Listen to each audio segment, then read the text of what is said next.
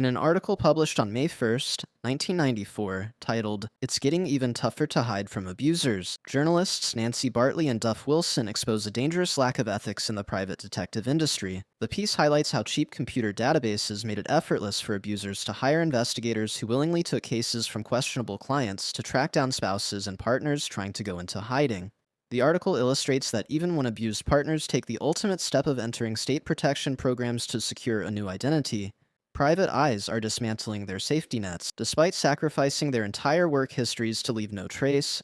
Advancing digital databases allow careless investigators to easily breach these defenses. To show how fatal this lack of screening can be, the authors highlight a high-profile 1989 murder on the University of Washington campus.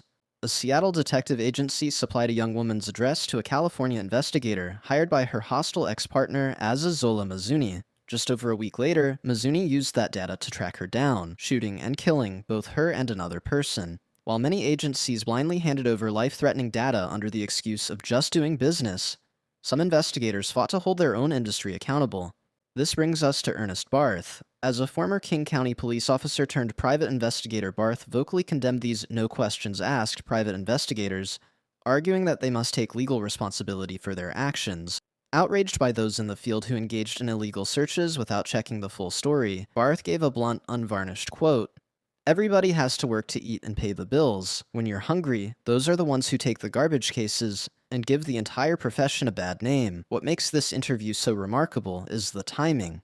It was conducted less than a month after Barth had been working directly with Tom Grant, the LA private investigator Courtney Love hired to track down Kurt Cobain just before he was found dead. Grant had famously broken into the Cobain home alongside Dylan Carlson. The actual owner of the shotgun Cobain was killed with. In fact, this very interview with Barth was conducted the week prior to its publishing, which is exactly the same week that Seattle police detectives Kirkland and Yoshida interviewed Barth regarding Grant's suspicious investigative activities in Seattle, in which Barth expressed his outrage over Grant's illegal activities and never being told Cobain was suicidal. While Tom Grant, Max Wallace, and Matthew Richer portray Barth as difficult to get along with and who is just trying to one-up Grant, it's more likely that Barth saw Courtney Love as Grant's questionable client and the full story as not being the one the public was told. Barth was upset, and who can blame him? He was used by Grant to draw attention away from the Lake Washington house to give the illusion of an active missing persons search, while he was told that this was merely for business reasons. The missing persons report was called in on Monday at 4 in the morning, but was manipulated to 2 p.m. Monday afternoon,